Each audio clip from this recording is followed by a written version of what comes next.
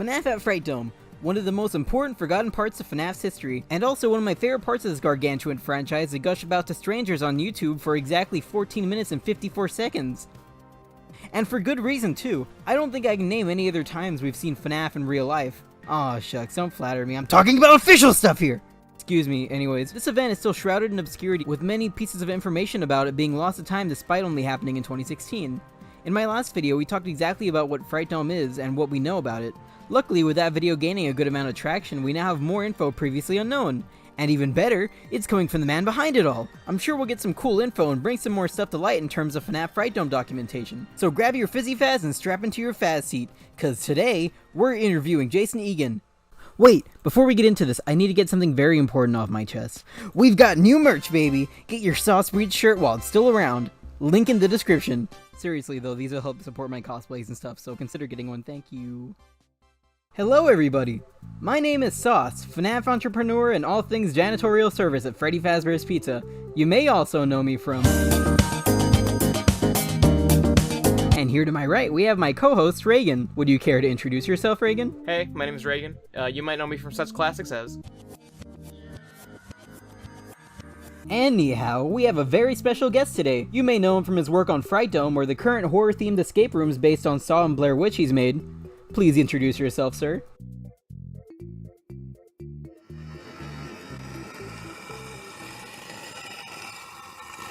Alright, please Alright. Oh. I am Jason Egan, and it used to be everything Halloween and haunted houses and such, and now it's kind of morphed into escape rooms, immersive attractions, stage shows, a little bit of everything. And I think we're talking today because I was the only one that Scott allowed to take his iconic brand and create a Five Nights at Freddy's attraction. So, and I appreciate you guys having me on. This is fun, and man, I'm an admirer of your guys' work too. You know, your work, Trace, it's amazing. I was looking at it today, and I'm like, oh my god, this is really good. Aw shucks, thank you, Jason. Thank you, Jason. My work likes you too.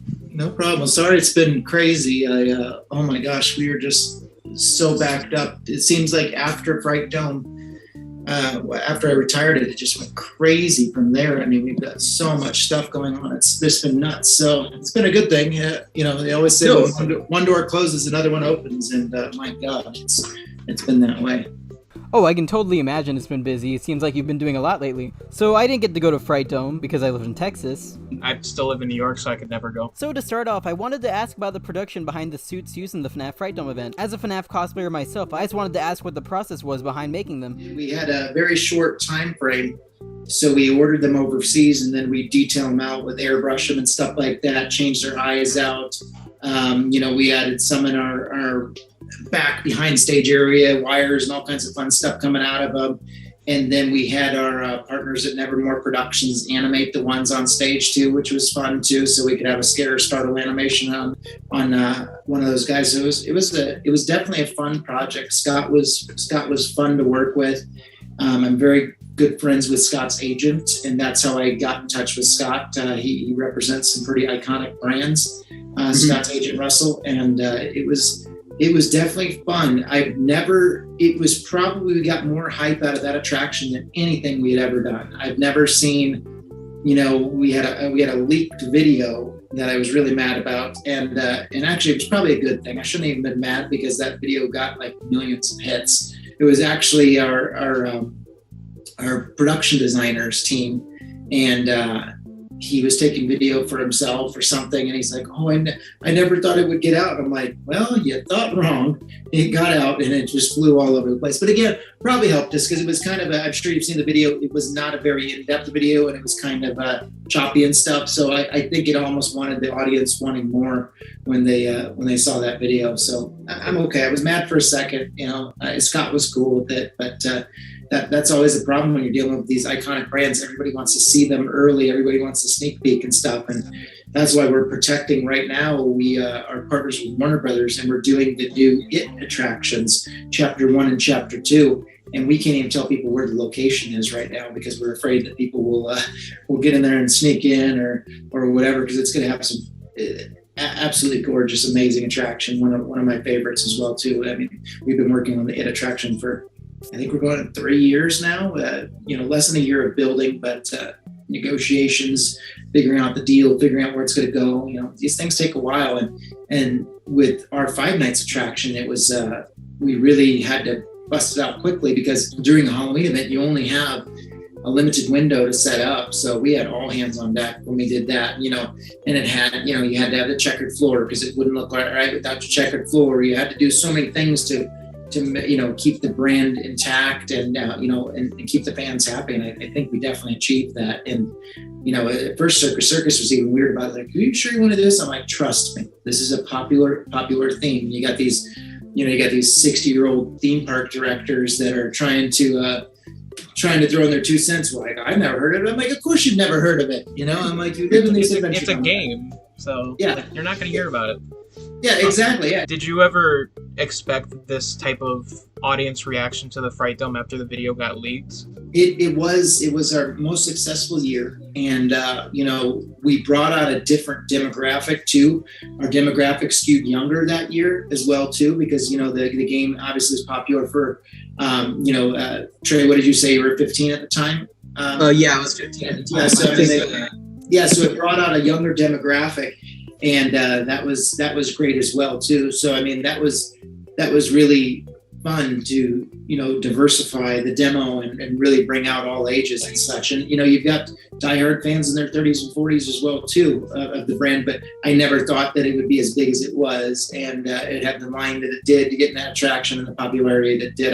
I guess I just didn't absorb. I knew the brand was popular. I just didn't know how powerful, because I think the brand was probably at its peak during that year as well too. I mean, it was just huge. I mean, it was in every store, every Target, every Walmart, all over the place. I mean, it was just killer. I mean, it really was. So FNaF actually hit a higher peak this year with the release of Security Breach coming out. I think because of the exposure to new fans on TikTok and stuff, there's been a lot of interest from people that experienced it when they were little and are coming back now, and kids who are barely getting exposed to it now.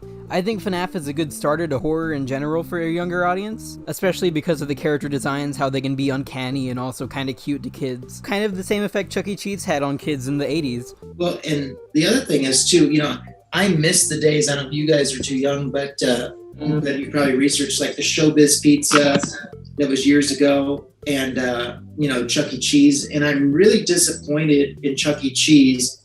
I had met the current CEO, but I'm really disappointed in them. And they just kept taking away from things, and they want to know why the thing's going bad. They took away from they're like, oh, let's not do showrooms anymore. Let's not do this anymore. Let's not do this. And in the end, they were just an arcade. Now, I can't say Showbiz did that, because Showbiz kind of morphed into Chuck E. Cheese. But Chuck E. Cheese, in my opinion, I think kids enjoyed seeing that show. I know I did. I would love to get the Rockfire Explosion. A couple of people have gotten those animatronic vans at auction and stuff. And we have somebody in his server who owns a Chuck E. Cheese animatronic from the older type shows. Oh, that's awesome. It brought back that level of nostalgia that we've missed, because there is no Chuck E. Cheese even in my area, and I'm sure in Trey's there's nothing there as well. So it's kind of hard. We got to brainstorm an idea and doing a real life Five Nights at Freddy's pizza place with the band, but then there's an attraction in the back and stuff like that. I mean, something fun. I mean, we were talking about this yesterday, actually. Yeah, we were just talking about that. I actually want to do a video on that pretty soon. I had no idea you were so passionate about Chuck E. Cheese. I think both me and Reagan are very interested in that now, especially because of Five Nights at Freddy's. And nostalgia is coming back. I think we've all seen it now. Like, whether it's shoes, look at all the movies, Wonder Woman, 1984, how Transformers did Bumblebee. Everything nostalgic is coming back. The Blockbuster Video. I think it's Bend, Oregon, I mean, everybody wants to go visit it. People love the nostalgia, and there's something, about Chuck E. Cheese and sitting down, having pizza, watching the show. I say the same thing in Blockbuster Videos. There was something about going to the video store, and making an event of it and picking out that video, it might not be there. It might, just like hoping, when the video got released on the first day that you could get it. And it's disappointing that a lot of these things are going away. I hope that we'll make a U-turn and they'll come back. I hope, they figure that out. And I hope that Chuck E. Cheese figures out what their model was and how their model was so successful for so many years, because, people love this stuff. And there's something about a real animatronic that works. You can only replace rides, and I'm sure you guys have been to the Universal Studios and everything. There's so many screens now, and it's, in my opinion, it's disappointing. Disney stays true to the animations and will put them out there and stuff, because there's no replacement for that real amazing animatronic.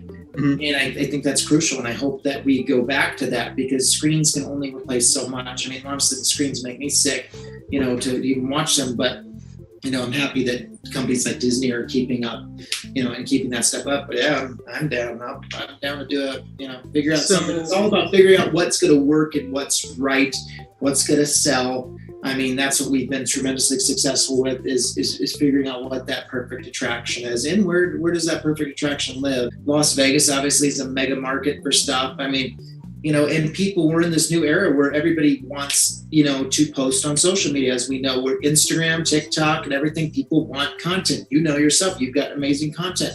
So you're always looking. So could you imagine the content that you could get in a 5 minutes for you could content for days. You could have a whole catalog and post it for the next year of stuff and something like that. So, we just scratched the surface with our attraction, but the sky's the limit. But the funny thing is, we actually own we're the landlord to a pizzeria called Sliced Pizza next door to Saw, which is a little horror themed pizza place, which is fun. I follow them. They actually followed me back recently. Nice. Yeah, that's awesome. Yeah, they're right next door to our Saw and our Blair Witch attraction. So that's super cool. But so the costumes that you built, they're unbelievable. Where did you switch this interview around for a second? Where did you learn to do that? You really do nice work. I've seen it. I'm like, oh my God, this is top-notch stuff. If I would have known you back then, I definitely would have hired you to do our job for sure. I just want to say it's a huge honor that you think so highly of my work. And I guess long story short, Comic-Cons kind of got me interested in cosplaying just from being in that community and learning about people there. Before I even knew of you, you partially inspired my work with the Fright Dome attraction,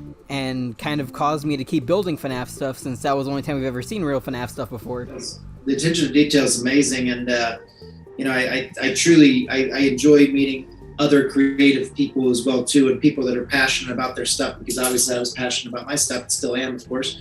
But I think it's important to be passionate about these things, and then have I'm not going to call yours a hobby, because it's so much more than a hobby, but have stuff that they truly love. As you can see, my home office is absolute craziness. I support other artists. I'm always finding things at conventions and weird things, and fun stuff like that. I love it. And I even bought a little Billy on a trike today at a convention. I'm having him hold. I've got freaking dead. What am I going to have around here? Dead cats from the movie. Oh man, that's awesome. We have all kinds of stuff. We got. I've got so much stuff around the corner. I wish I could move my computer. But where's my Beetlejuice thing I got from the other day at a convention? Oh, that's sick! I love Beetlejuice. That's actually really cool to see. Yeah, so much fun stuff. I love collecting myself. I'm sure you've seen some of the videos on about my collection. I just love it. And I wish more people would, find out what their passion is and follow their dreams and stuff like that, because, it just, look at, you guys have such an enjoyment for, like this stuff and enjoy this stuff. And it makes for a more exciting day, and it really does. And what's the old saying, if you love what you do, you'll never work a day in your life. Last night I had, you guys wouldn't know them, but I had the group TLC, St. Waterfalls and all the, iconic pop group come through. And it's just like, all these things that I grew up loving these bands and loving these groups, and it's like, and then they're really coming to our attractions. The day that Michael Jackson came to my attraction, we had Michael Jackson, Stevie Wonder, Missy Elliott. I had Billy Crystal go through, Vanilla Ice, David Copperfield and I became friends from our attraction. So all these people that I grew up, idolizing and loving their work, now we're coming to see me and to see what we do. I had befriended the lead singer of Motley Crue, who I absolutely loved, who pretty much got me in trouble when I was in 5th grade because I wore a t-shirt that had some, I don't know what it said, an F word on it or something, and I wore it to school. But so I have all these fun stories. I was on stage with David Copperfield when I was a kid, doing a magic trick, and I was so worried with this card trick. I'm like, I'm going to screw it up. I'm going to screw it up. I'm going to screw it up. And I'm like, and then to be friends with him later is just really cool. And like I said, doing this stuff, you know, I love the creative process of coming up with different attractions and different stuff. I love working. You know, it's not just all horror. It doesn't have to be horror for me. I love coming up with anything that's fun. You know, I mean, it doesn't matter if it's creative and it's a cool brand. I'm all about it. You know, and like I said, Five Nights was definitely one of my favorite projects. You know, because it was a challenge. It was new. It was, you know, it was something we had never done before. And you know, like I said, believe me, I probably want to, you know, like, hopefully in the future we do another Five Nights attractions.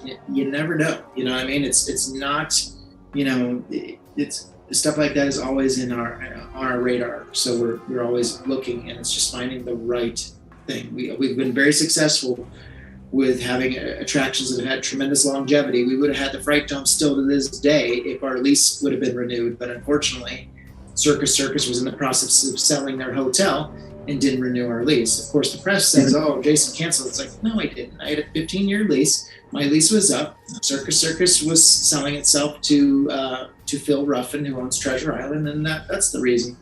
But again, when one door closes, another one opens, and I truly enjoy these year-round attractions.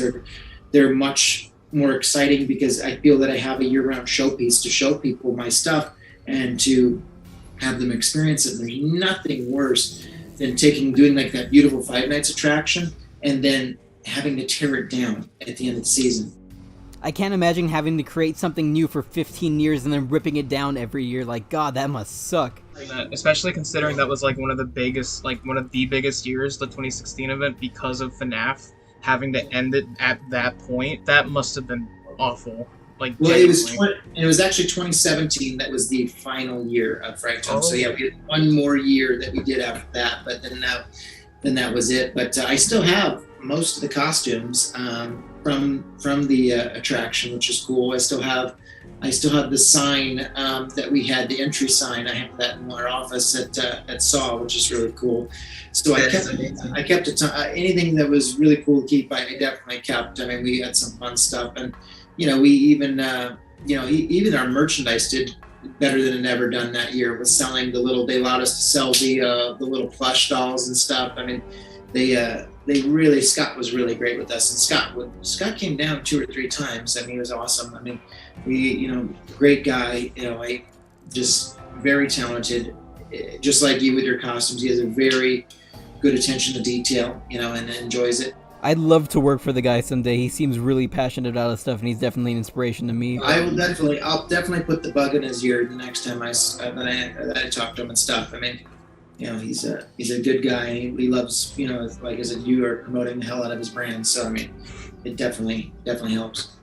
Going back to earlier, but I just want to say, as an artist, you know, it's very inspiring what you do. You're super successful, and you're basically living out your dream every day. You're creating what you want, and that's like absolutely amazing. It's really not that often you get to see a creative as successful as you are.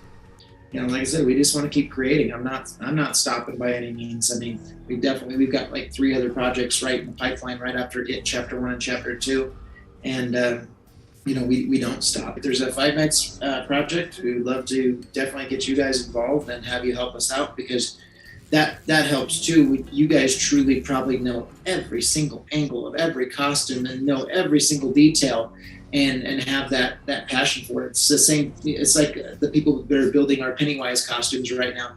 They truly know everything about the costumes, and they are amazing. I mean, this girl is absolutely, the lead designer is absolutely just unbelievable with what she does. I generally hope that we do a Five Nights attraction in the future, and because like I said, I would love to bring you on to consult with it, because like I said, you're really good, you know, at the stuff. I mean, you build stuff better than we built it for the attraction 2016. So I mean, that's amazing, you know. And then if we build a permanent attraction someday, like I said, not saying we are, don't have any clue. Yeah, no, I can't imagine you'd ever be allowed to say anything like that on an NDA for a Five Nights project. Yeah, no, yeah, I all I can say is I hope we do. I hope Scott and I can work together again in the future, and I think it would be amazing. And I know that there's a movie, that's with Blumhouse, right? That's public. Yeah, but that's been in production hell for a while, and Jason Blum said it might come out next year, but who really knows? Yeah, and I know Ryan over at Blumhouse, and the great people at Blumhouse, and they do good work, so I'm sure that they will do the film justice. And I can imagine, I don't dig into the games as much, but I'm assuming the most recent game probably did very well for them. Did very well. Security Breach, right? Is that what you told me? Security Breach. Yeah, and I'm sure it did, like I said, amazing. And I hope that Scott keeps putting out killer content and doing this for forever. It's and I love what Scott's created. I mean, Scott was telling me stories about, I'm like, oh, who did the voice? Who did this? He's like, I did everything. And I'm like, oh my gosh, he really, I love hearing these stories of people succeeded and, and has kept it all himself and, just really turned his brand into a powerhouse brand. That's just killer. I mean, it really is. I love hearing these success stories. It's like my friends at Texas Chainsaw Massacre. They're the same way. It's, it's a couple people that own the brand and that's it. Studio doesn't own it. They held onto the rights and I've worked with them for years and I love seeing this brand that's gone on for so many years. I mean, whatever it is, 40 years, something like that. I mean, it's absolutely, is it 40 or 40 something years? I don't know. It's a lot. It was in the 70s that one was put out, but it's just killer. Like I said, maybe we can figure out a Five Nights thing. We'll see. Like I said, it is ripe for the picking, and I think that the world needs another one. I mean, I'm excited that I've done the only one. That's pretty killer. So to this day, you guys have the only official Five Nights at Freddy's attraction endorsed by Scott. You have some of our still photos from the attraction. I'll have to send them to you. We took some. We have a bunch of video. We have a bunch of still photos. If you could get those to me, that would be absolutely amazing. We wrote out a whole questionnaire of just stuff to ask you, but I think just talking, we're getting more interesting answers and different things. Sometimes it's better, more organic. You know what I mean? When creative people can have a good conversation. I like that too. And like I said, I'll probably have to talk you into doing a commission for me one of these times too. I know you don't like doing the commissions, but I'll probably have to. When I say commissions, I mean just like random people. When it's for Jason Egan, that is not a commission. That's a project. We could do a whole video of it. The delivery of the suit and everything. I'll talk with Scott and company and say, "Are you cool with me getting this?" And they'll be like, "Sure, of course." The eyes moving. I mean, just really, really good work, and it's inspired me to want to do another attraction. Like I said, my mind doesn't stop. It's always on, and it's always like I truly have a passion for creating. I think that's just the life of an artist, man. Yeah, and I always want to create. We always want to create new attractions. If there was only more time in the day, and I always say that every day, I'm like, God, why can't the time just slow down a little bit so we can get more done? And because that is my passion. I love doing these things. I love going to Halloween Horror Nights. I love going to attractions around the world. I'm always, doing, when I was in London, I had to go check out the London Dungeon, of course. I had to go see the Rocky Horror Picture Show Castle. I had to do all these fun things, and things that people would laugh at us about. And that's what times have changed. So when I was growing up, I had to hide the fact that I was like a collector and I was into the horror stuff. It was not the cool thing back then. So I hid it. I hid it for the longest time. And now I love that times have changed. And I love how popular Comic-Cons are, conventions are, because I think people really need to be able to show off, their craft and show off what they truly love without people giving hell about it. Me, I don't care what say, and that's what I say. I don't care. My whole house will be all Halloween, and I don't what people say. I don't care what anyone says. This is what I love to do, and no one can stop me. And then that's what it's all about. No one's, I always laugh because I love my mom to death. I absolutely love her to death. But she always told me when I was growing up, she's like, Jason, haunted houses are a hobby. You need to become a lawyer. These are a hobby. You're not going to make any money doing this. And I'm like, Mom, just let me do my thing. And now, of course, she's reversed that decision. She's like, oh shit, you know what I mean? She's like, wow, you've done well. God, I've seen the videos of people acting in the Fright Dome and even just horror attractions everywhere. It looks like so much fun to be there. Oh my God. Well, and my mentor always told me your haunted house is as good as your worst actor. It's like we could create the coolest sets in the world, and I always say this, but if we don't have good actors, we've got nothing. So the animatronics are always the the distraction piece, that you have to have, and then the real actor comes in for the kill, which is fun. The only difficult thing with Five Nights at Freddy's is the suits were warm. I bet your suits you've probably figured out and worked out all the bugs to make it a better wearing experience. One of my suits has like 6 box fans just inside the torso. Alright, so here's another question. So what was the average time frame on like the construction of like a single attraction for Fright Dome? Probably the best I ever had from concept to completion, 120 days at the most. That did, we would build off site and stuff like that. It was very, very limited. It was horrible. And most of the time at Circus, we had less than 30 days to set it up.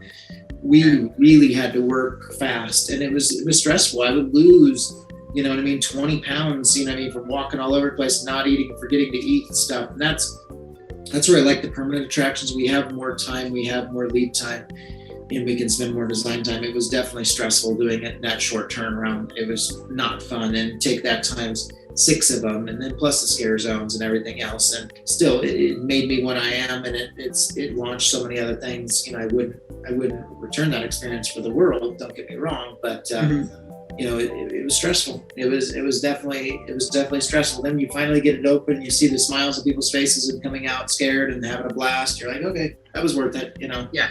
And I can't tell you how many of my ideas have literally come to life over sitting at a Denny's and literally drawing something out on a cocktail napkin. Like an idea hits me, I'm like, oh my God, we could do this. And I'll start drawing on a maze, or I'll start drawing on a design. And when people say, cocktail napkin drawing, it's really true in our case. I just want to get a pen and start designing it. And I'm like, okay, we can do this. And I'm not a good artist. I just come up with amazing ideas, and then I give it to my badass artists that are just freaking killer. And they really bring it to life. I've got former Disney Imagineers on my team.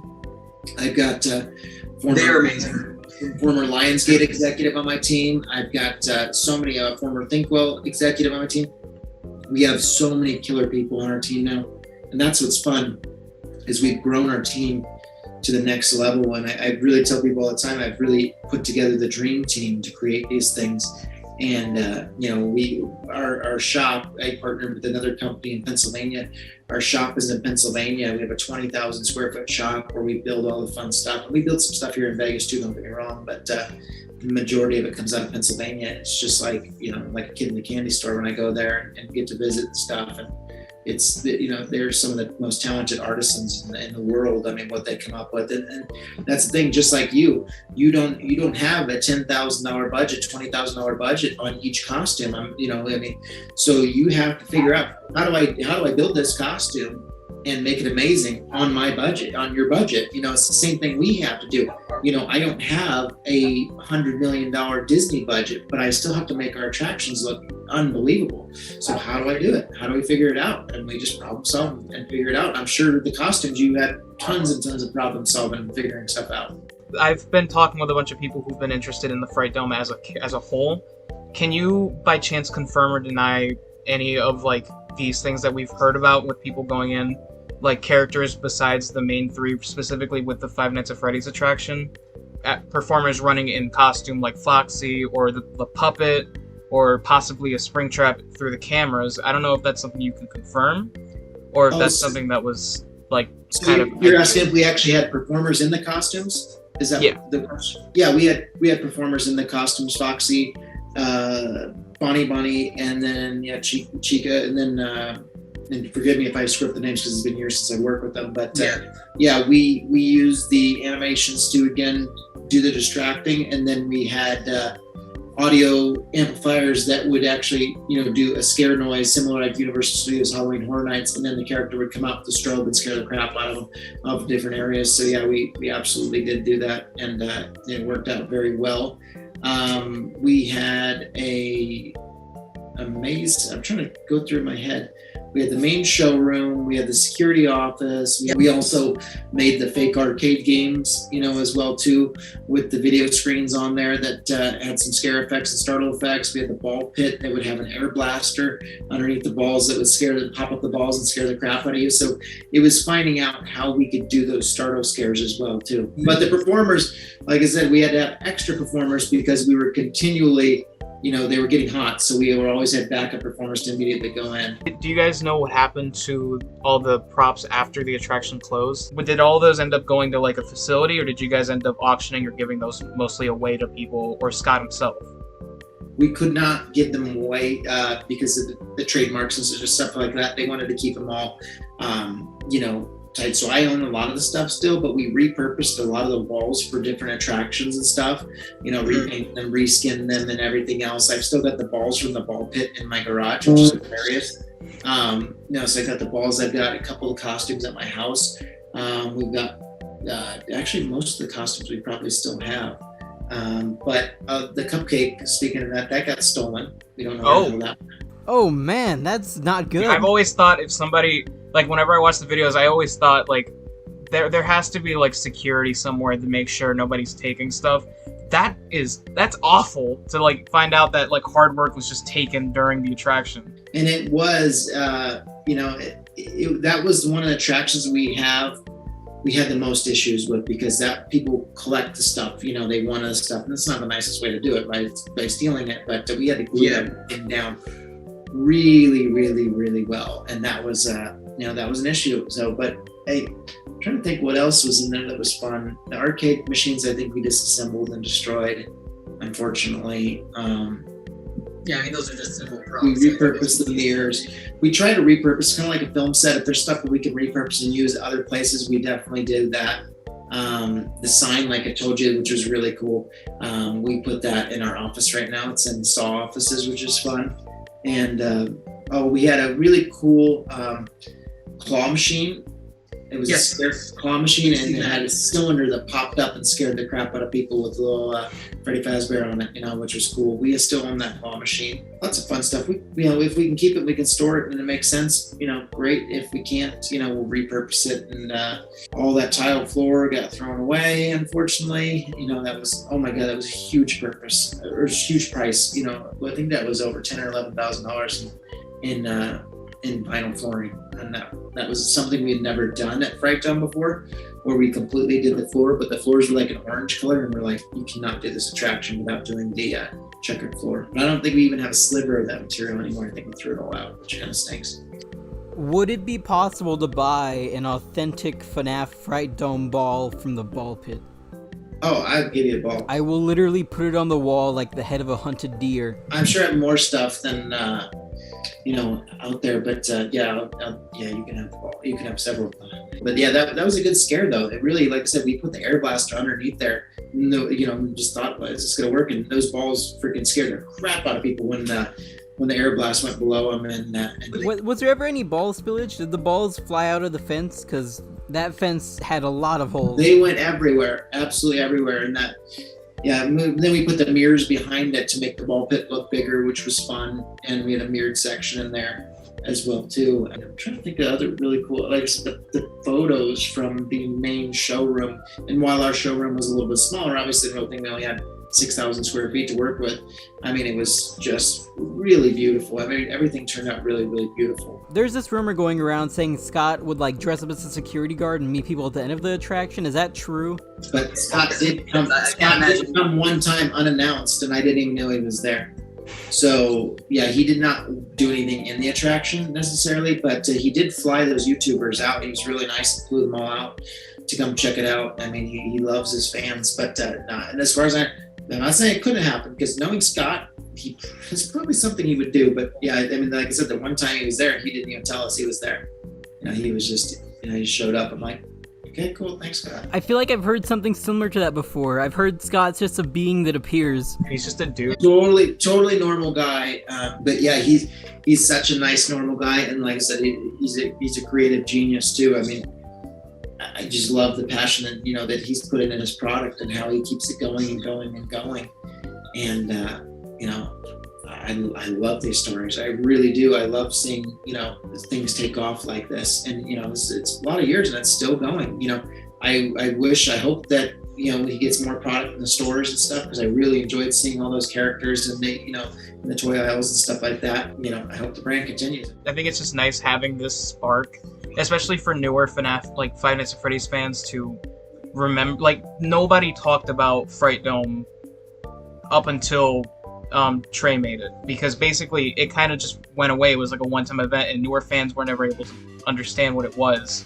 So being able to get the word out there that this existed, this was a one-time event, that you have like the right to say, I made FNaF Real, and I'm the only one who's done it so far. Like showing fans that interest of like FNaF coming back to real life, possibly being in the future, you know, you guys doing it again if Scott was ever interested. That, like, showing more love for it, that's insane to be able to do that, you know?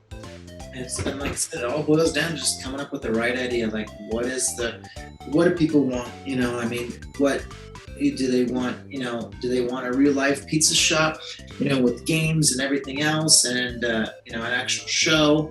But do you mix in a bar element in it to get that alcohol revenue? You know, what do they want? Because a lot of the fans now are over 21. You know what I mean? A huge portion of fans. So it's figuring out what works, and you know, and so I think it's got legs. You know, I think people like unique things. They like immersive things, and you know, we're all about it. None of our attractions are like museum style. You're always having something go on, interact with you, and you know, you're feeling like you're really in that environment. Like when you go through Saw, you truly feel like you're in, you know, in the movie. I mean, and unlike the movie, we can't hide anything. 360 degrees around you has to be, you know, detailed, you know, perfect. I mean, the Saw bathroom, you can't skimp on. It was like Five Nights. You can't skimp on the floor.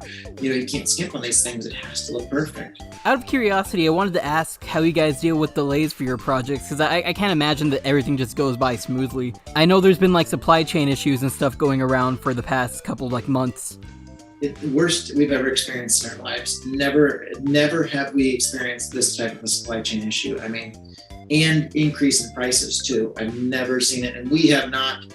Everybody else around us is upping the prices on their attractions and stuff. We are fighting tooth and nail to not up our prices for the customers. I mean, everybody's doing it. I'm getting my haircut the other day, and she's like, yeah, by the way, June, the prices go up $5 in every single thing. And, you know, you can't inflate prices all up that quickly like that. That creates a severe problem. And, you know, hopefully things calm down. We've obviously had the weirdest couple of years we've ever experienced, all of us together in our lives in the past couple of years. And hopefully things get back under control, but we can't focus on that. We just got to focus on what we love to do and what we enjoy doing, and, you know, and keep creating, you know. To get an idea of how you guys handled the license, how exactly did you guys obtain it? Did you guys go to Scott with the idea, or did Scott come to you with the idea? I know it's not often that franchises come to companies, but, you know, I figured I'd ask. It was us. Yeah, it was us, and it was actually some of my VIP tour guides that are big gamers. They came to me with the idea. I believe it was Jesse and Logan who worked for me, and they're like, "Oh my God, this is the hottest thing! You got to try to get this theme." And I did research. I'm like, "Oh my God, you're right! This is amazing!" And so then I reached out to Scott's team, and then, you know, we had a conversation with Scott, and they liked it, and we just moved forward. I mean, it was definitely our idea. Usually we're approaching the studios, but now that's changing, though. That's changed a lot. Before we all head off, I would like to ask one thing. If given the chance, both of us, like being avid FNaF fans and collectors, and you yourself, would you ever by chance be interested in like allowing us to have a piece of the FNaF Fright Dome history, like in our collections, to like? Absolutely. I'm gonna find some stuff for you, 100%. I'm gonna find some stuff for you. I think I have to look. I hope I have some of the Fright Dome Five Nights t-shirts too from back then. I think I do. I'll have to dig. We have a lot of stuff. Now, hang on, give me 2 seconds. Sorry, you guys got a minute. Let me see if I even have it. Alrighty. Yo.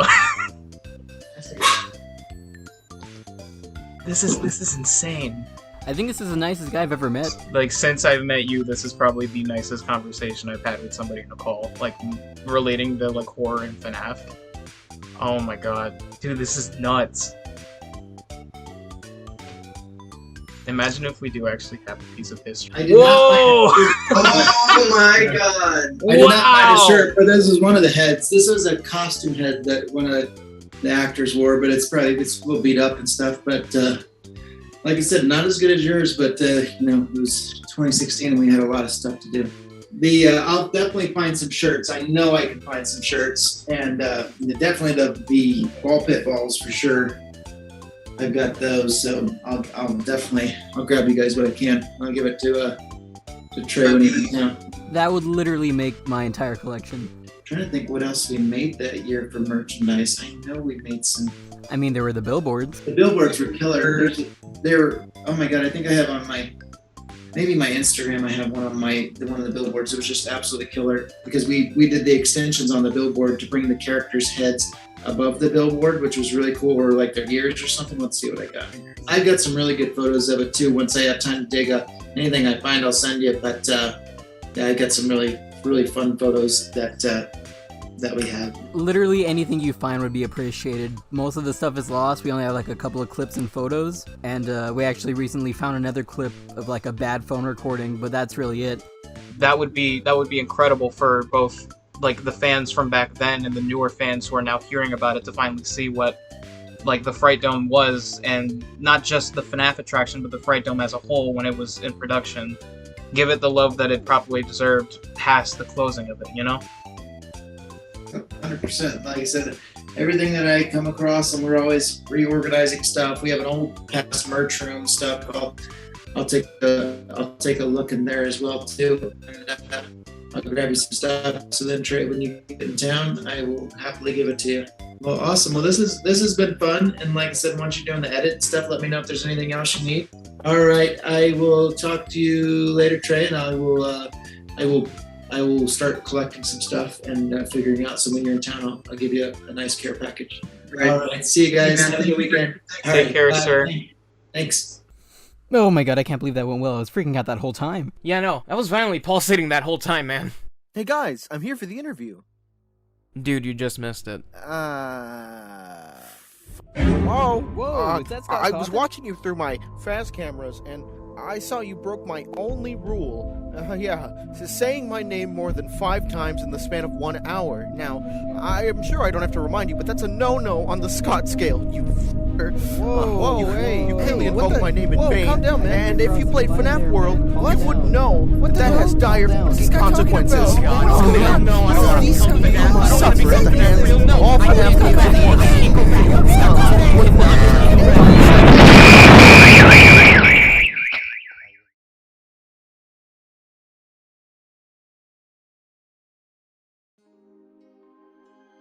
I apologize for that unscripted appearance of Scott Cawthon. I hope you guys enjoyed seeing this. I had to cut down the interview because it was originally 2 hours long, and I don't think you guys want to watch through that, but I might put that somewhere in the description if you guys want to see that eventually.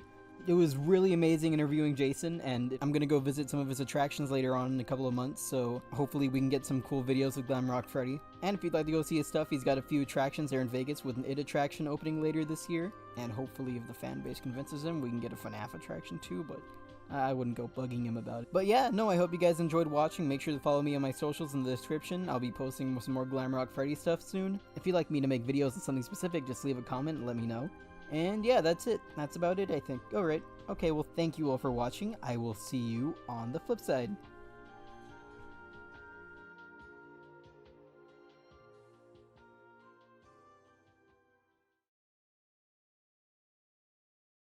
Yeah!